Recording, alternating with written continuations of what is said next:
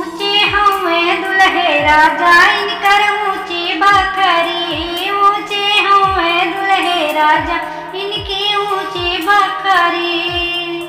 लंडी बाज इनकर बुआ छन सबसे मलपुआ, मिले खातिर सब यारावा लगावे वो सरी, मिले खातिर सब यारावा लगावे वो सरी। चलू दुल्हा के माई कर बहुते कमाई, चलू दुल्हा के माई कर बहुते कमाई। इनकी पोखरी में बुढ़ावा मारेला मछरी, इनकी पोखरी में बुढ़ावा मारेला मछरी। इनकर बहिनी कुंवर रोज कोई के सिंगार, मुखी रोहरी चरावे अनिया रे बकोरी। इनकर बहिनी